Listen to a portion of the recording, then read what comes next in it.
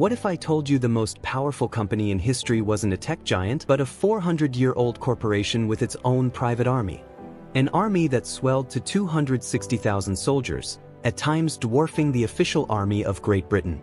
This company didn't just move products. It conquered lands, minted its own coins, ruled over nearly 200 million people, and wrote a business playbook so ruthless it makes today's billionaires look like saints. This isn't science fiction.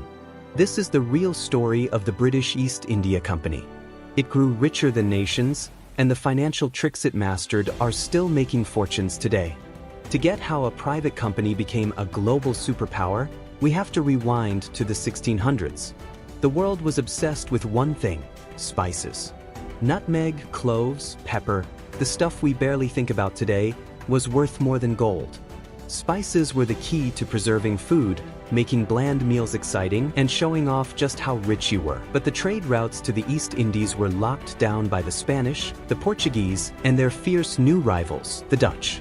For English merchants, trying to break into that market was a total gamble. A single voyage could take years and was packed with dangers. We're talking pirates, enemy ships, devastating storms, and rampant disease.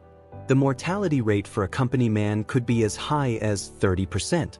If you failed, you lost everything, but if you succeeded, you could make a 400% profit on one trip. No single merchant could take on that kind of risk. So, on December 31st, 1600, a group of 218 English investors tried something radical. They pooled their money and got a royal charter from Queen Elizabeth I, officially creating the Governor and Company of Merchants of London trading into the East Indies. This was the birth of the Joint Stock Company, a financial tool that would reshape the world. It let them fund gigantic ventures by selling shares to investors, spreading the incredible risk among many.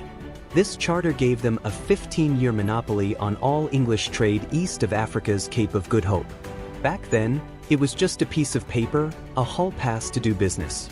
Nobody dreamed it was actually the seed of an empire run not by a monarch, but by a board of directors in a tiny London office.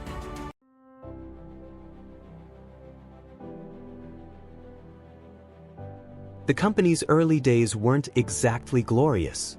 It was a small fish in a big, violent pond, constantly getting into scraps with the Dutch East India Company, the VOC, which was bigger, richer, and far better armed. The company struggled, fighting for a piece of the spice trade and setting up small, fortified trading posts they called factories, in places like Surat and Madras. These weren't for manufacturing. They were just tiny islands of English influence inside the vast and powerful Mughal Empire. For its first 150 years, the company was mostly just that, a company. It bought and sold cotton, silk, and tea. But the men working in India figured out pretty quickly that real, lasting wealth wasn't in just trading. It was in power. And so, they started writing a new playbook, one that mixed business with brute force. The first move was political meddling. After the powerful Mughal Emperor Aurangzeb died in the early 18th century, the empire began to crack. Local rulers, called Nawabs, started fighting for control. The company saw its chance. Its officials became kingmakers, pitting one prince against another. They'd loan out their well-trained European soldiers to a local ruler in exchange for sweet trade deals and tax breaks. They mastered the art of diplomacy, with a sword at the ready, weaving themselves into the very fabric of Indian politics. The man who perfected this strategy was Robert Clive.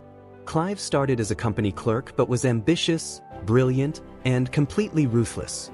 He realized that the company's small but disciplined army, with its modern European guns, could smash Indian forces many times its size. He put this theory to the test on June 23, 1757, at the Battle of Plassey. The Nawab of Bengal, Siraj-ud-Daulah, was fed up with the company's abuses and had taken their fort in Calcutta. The company sent Clive with just 3,000 soldiers to face the Nawab's army of nearly 50,000. It looked like suicide. But Clive wasn't there for a fair fight. He had already sealed the deal through conspiracy, striking a secret pact with one of the Nawab's commanders, Mir Jafar. The promise? Betray your ruler, and we'll make you the new Nawab. When the battle started, Mir Jafar's large chunk of the army just stood there. Then, a sudden rainstorm soaked the Nawab's gunpowder, making his cannons useless. The British, however, had kept their powder dry with tarps. The battle was a complete rout. The company lost only 22 men. For that tiny price, they had just won control over the richest province in India. This was the turning point. The East India Company was no longer just a business. In 1765, the weakened Mughal emperor was forced into a game-changing concession. He granted the company the Diwani of Bengal, Bihar, and Orissa. The Diwani was the right to collect taxes for the emperor. Think about that. A private, for-profit company was now the official tax collector for over 20 million people. It's as if Amazon or Google were suddenly put in charge of the IRS. This was the ultimate jackpot. The company didn't need to ship silver from Britain anymore to buy Indian goods. It could now use Indian tax money to buy Indian goods and sell them to the rest of the world. It had created a perfect, self-funding machine of extraction. The merchant had become the master.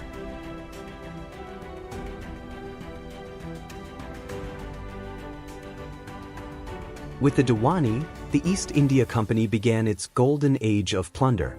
The sheer amount of wealth it sucked out of Bengal was staggering. As one historian put it, it was one of the largest transfers of wealth in history. The company, which ran this growing empire from London with a permanent staff of just 159 people, had essentially privatized an entire government for the profit of its shareholders. At its peak, the company ruled directly or indirectly over huge parts of India, a population approaching 200 million people. Its private army ballooned to a shocking 260,000 soldiers, made up mostly of Indian sepoys led by British officers. It became one of the largest standing armies in the world, at times significantly larger than Britain's own national army. With this military might, it wasn't just influencing politics, it was conquering territories and crushing anyone who got in its way. The company's business model was a masterclass in ruthless efficiency. The most infamous example? Its opium monopoly. Britain was obsessed with Chinese tea, but China didn't want British goods, so the British had to pay in silver, which was draining the country's treasury. The company cooked up a sinister solution. They forced Indian farmers to grow opium poppies instead of food. Then, they set up a massive smuggling ring to flood China with opium, deliberately creating a nation of addicts. The silver paid by those addicts in China was then used to buy tea, which was shipped to London for huge profits.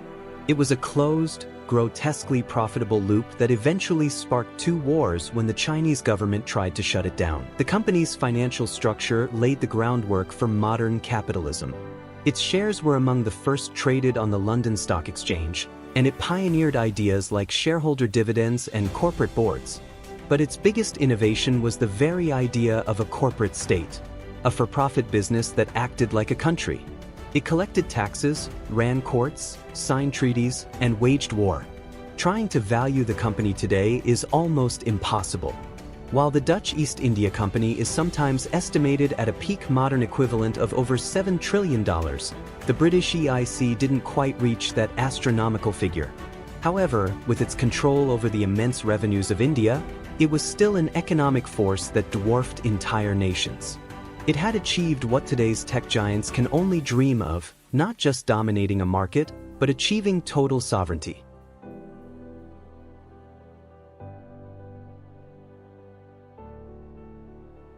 An empire built only on profit is built on shaky ground. The very same greed that powered the company's incredible rise would also cause its spectacular fall. The whole system was rotten from the inside. The first problem was corruption. Company employees, called nabobs, used their power to run private side hustles and extort locals, making themselves insanely rich. They'd return to Britain with enough money to buy seats in Parliament, twisting the nation's politics. Robert Clive himself, the man who built the company's power, was put on trial for corruption. The company was being bled dry by its own employees. But the real price of the company's rule wasn't paid in money, but in human lives. Its vicious tax policies led to catastrophe. In 1770, just 5 years after the company took over tax collection, a horrific famine hit Bengal. A drought kicked it off, but the company's policies turned a crisis into a nightmare. They had forced farmers to grow cash crops like opium instead of rice. When the famine began, the company actually raised tax rates, sometimes as high as 60%, and made it illegal to hoard grain, preventing communities from saving any for an emergency. Company officials and their agents created a monopoly on what little grain was left, sending prices soaring. The result was the Great Bengal Famine, a man-made disaster that killed an estimated 10 million people, nearly a third of the region's population. While millions starved, the company's profit stayed high. For decades, the company kept expanding, but its rule created deep-seated hatred. Its aggressive policies, like the doctrine of lapse, which let it annex any state without a male heir, made it more and more enemies. Its total disregard for Indian religious and social customs was a ticking time bomb. The final spark lit the fuse in 1857. A rumor ripped through the sepoys, the company's Indian soldiers, that their new rifle cartridges were greased with pig and cow fat. To load the rifle, they had to bite the cartridge open. This was a grave insult to both Muslim soldiers, who consider pigs unclean, and Hindu soldiers, who consider cows sacred. It was seen as a deliberate attack on their faith. What started as a mutiny in a few regiments exploded into a massive rebellion across northern India. It was a brutal, bloody war, with horrible atrocities on both sides.